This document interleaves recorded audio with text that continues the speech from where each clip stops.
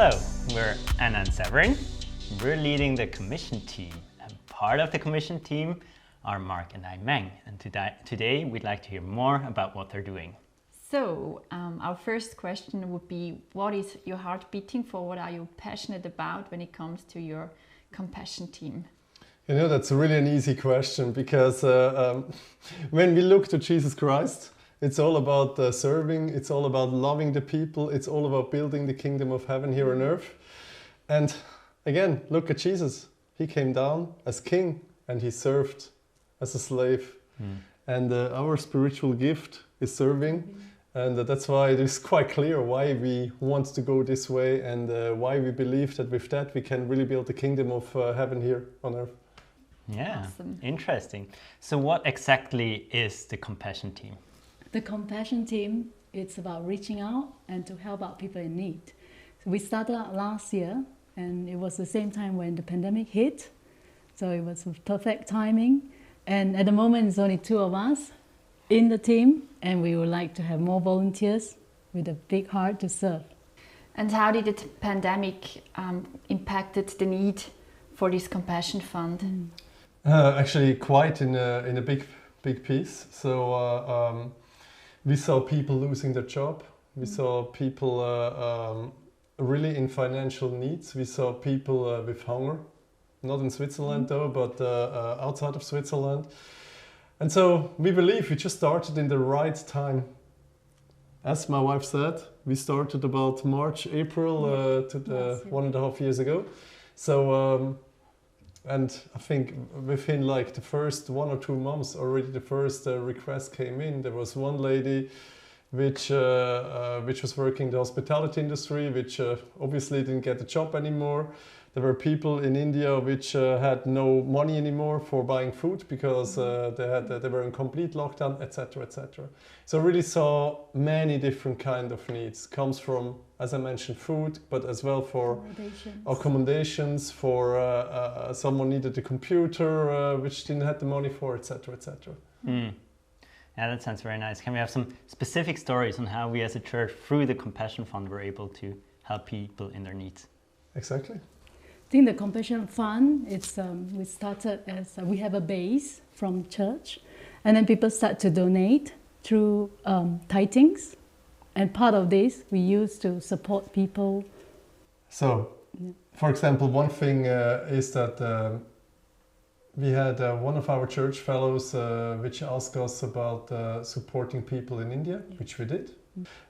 We supported a refugee with a living. Other than that, we had people who were looking for a job, so we helped with the CV, with looking for jobs, etc., etc. But it's just a short overview. There were much more things. For example, we as well help somebody from the children team for building like a childcare center, which is still on the way, by the way, and some more things.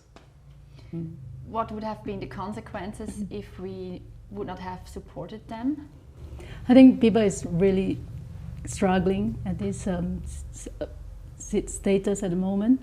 So I think it is the best that we can do to help them get out from that situation and to prevent feeling like depressions.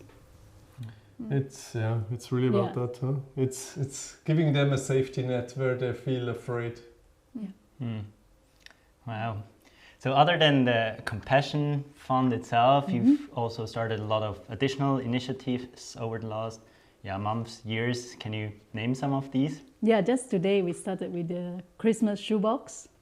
So we are collecting donation boxes with food, with toys, with all the necessity for the people in need in the Eastern Europeans.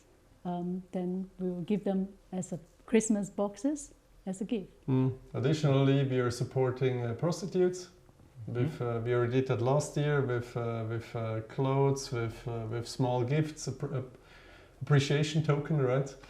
And we want to do the same for now. And we are planning as well, but it depends a bit on the COVID situation, to offer like a food and fellowship in our hub, where we can bring in people with either don't have enough money for food or who don't know Christ, to bring here. Or Talk, they just simply food, want to fellowship. talk Yes, with us. Yeah. exactly.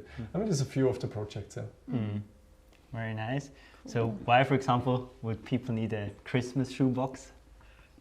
Why they need a Christmas shoebox? Not everyone get present and during Christmas. I think it's nice to feel appreciated, to feel like we are thinking of you. So that's really the thought.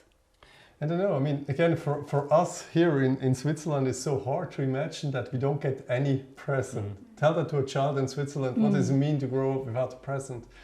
We by ourselves, we are supporting as well 3 children from Compassion Ministry. And when we're reading their stories, it's all about, hey, I'm happy I got the ball.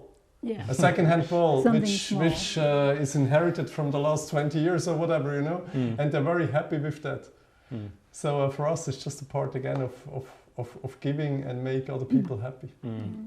Yeah, I myself actually once saw some video recordings of some people distributing those shoeboxes in Moldova, and the joy on the kids' face, that's just something I've never seen before. It's really, they were so radiant. Yeah. And you know, I mean, when we're calculating, the package is about 25 to 35 Swiss francs, I think.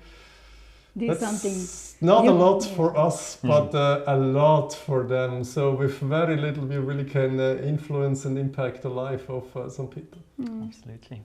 And tell us a bit more about the Food and Fellowship project you're planning here. How did that idea came up to your mind? I love cooking. So I like to offer food to people, and he likes to talk.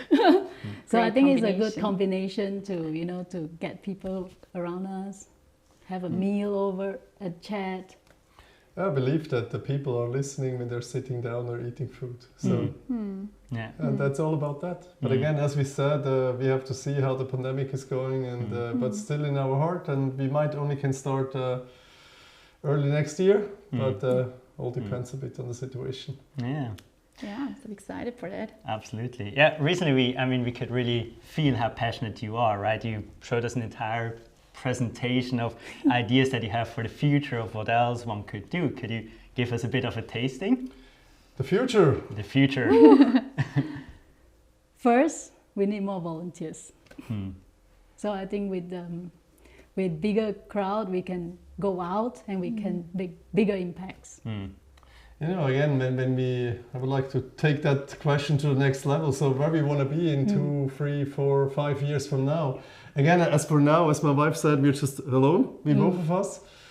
But I believe we all have a commission from Jesus that we are serving in one or the other way. So why not serve those who are in need in the Compassion Ministry?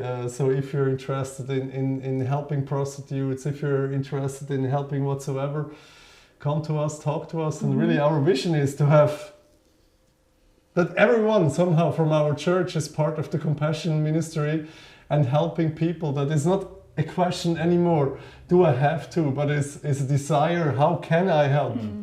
How can I help? Exactly. And that's why we want to be known in Zurich for an organization which can help people, if it goes from the needy ones, from the poor, or if it goes for the elderly ones, or whatsoever, that our impact can be much bigger in the city of Zurich in the next couple of years and offer much more as we can do right now. Because even though Switzerland is such a rich country, still it is such a poor country in the other way. Yeah. Yeah, true. Yeah, wow.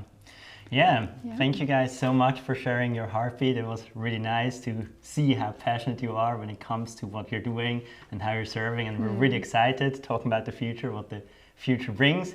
And yeah, if you guys have any additional questions, some things that we haven't answered here, or if you'd really like to join Marc and AiMeng, please reach out to them at any time. They're in church almost all Sundays, so certainly you'll get a chance to talk to them. Thank you guys so much. Thank you. Thank you.